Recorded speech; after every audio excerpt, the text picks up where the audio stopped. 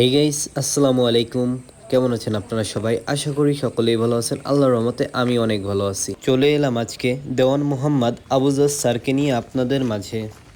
Sir আজকে আমাদেরকে মুরগির রানীক্ষেত্র রোগ ও রোগের ভ্যাকসিন সম্পর্কে আলোচনা করে আমাদেরকে শেখানোর চেষ্টা করবেন।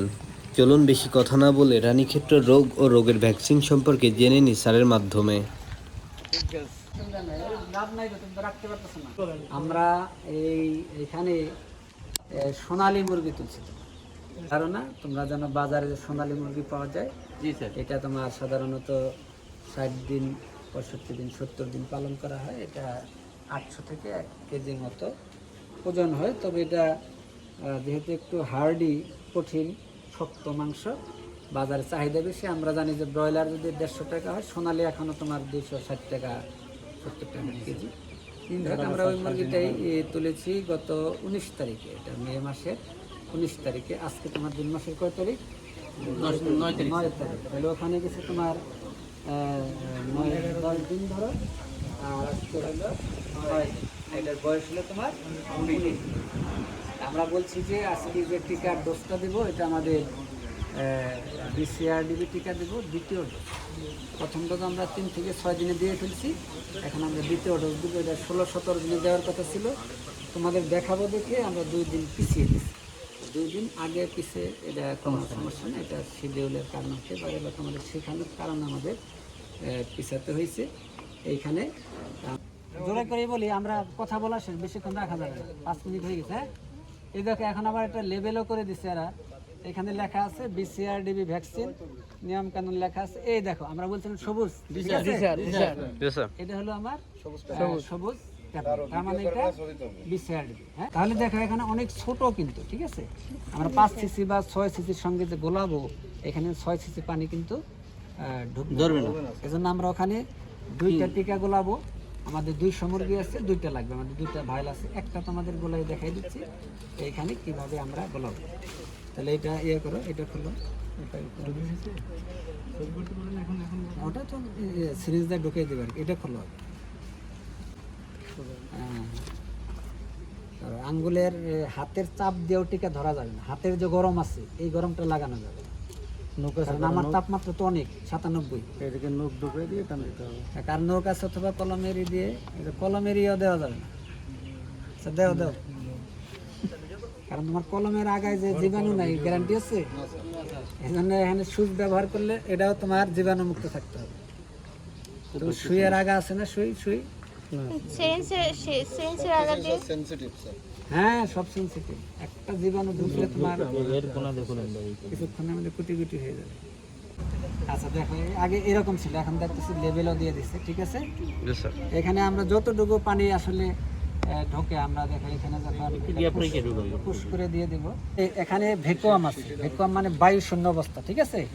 সিরিঞ্জ চাপা লাগবে না তোমার, এমনিতেই তোমার এই যে ঢুকে গেল। আমরা আর নিচ্ছি না, আমরা মোটামুটি এটার অর্ধেক পর্যন্ত নিলাম। নেওয়ার পরে এটা কিন্তু তোমার যে ট্যাবলেট ছিল, সবুজ ট্যাবলেট, এটা কিন্তু এদের সাথে এমনিতেই গুলিয়ে গেছে। তারপরেও আমরা আরও ঝাঁকি দিলাম। বা এটার নিয়ম হলো তোমার আটের মতো করে ঘোরানো বা বাদামের মতো করে। হ্যাঁ, আট যে লিখি আমরা, এইভাবে আট লিখি না, এটা আটের মতো করে ঘুরাই, ইংলিশ আটের মতো এইভাবে তোমার ঘুরাইতে হয় মিক্স করার সময়। বাংলা 4, ইংরেজি 8। তাহলে এটা কিন্তু তোমার দেখো উল্টা করলে এখন ট্যাবলেট আছে চলে গেছে তোমার। তাহলে এখন আমরা এটা কি করব, ওইখানে দিয়ে দিব।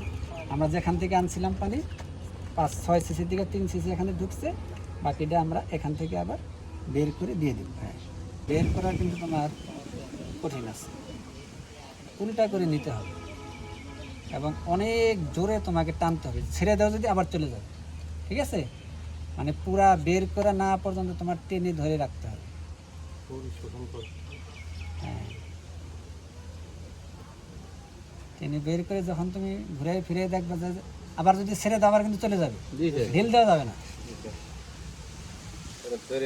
হ্যাঁ, ধরে রাখতে হবে। এখনো মনে হয় আসে নাই, নাকি আসছে?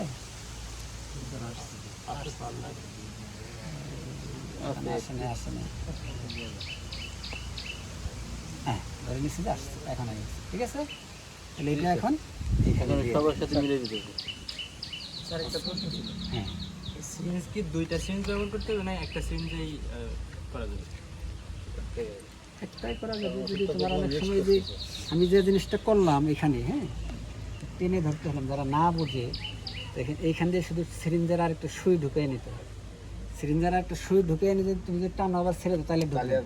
এই যে বাতাসের চাপের কারণে একটা সিরিঞ্জ তোমার ব্যবহার করলে তাহলে এখানে আমরা কয়টা গোলাইলাম? একটা গোলাইলাম। আরেকটা নিয়ে শুরু করে তাহলে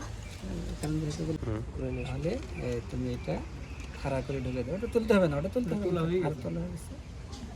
একটু তুমি ভিডিও করো, আমরা দেখাচ্ছি যে হাতে কলমে কিভাবে বিসিআরডিবি টিকা গোলাতে হয় সেই জিনিসটা আমরা স্যারের মাথা তো আসতেছে না, স্যারের ফেস না তো স্যারের বুক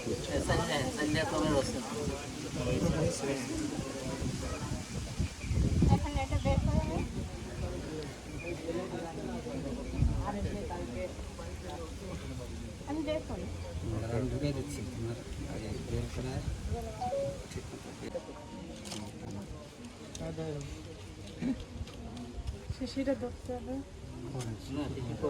আস্তে আস্তে দূরে টানা যাচ্ছে কান টানা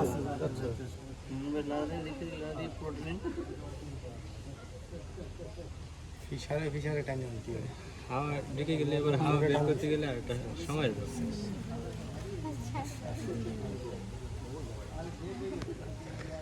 এইদিকে ফাঁকা দেখা যায় না, এইখানে সুইটা গেলে বলে তোমার সুবিধা।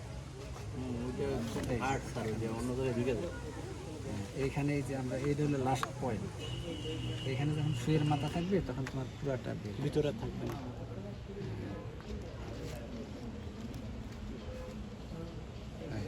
দেখছো পুরাটা দেখো মাথা মতো দিয়ে আর ভেঙে গেল না। নিয়ে আবার ভিতরে পুশ করে ডাইলেশন ভালো করে হয়ে যাবে।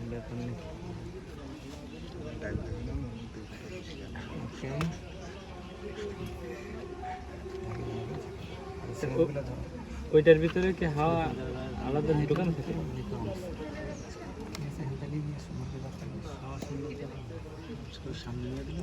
এখানে একটা বস্তা নিয়েছেন স্যার, একটা দেখাই দিন, তারপর তো দুইটা বস্তা নিয়েছেন, তারপর তো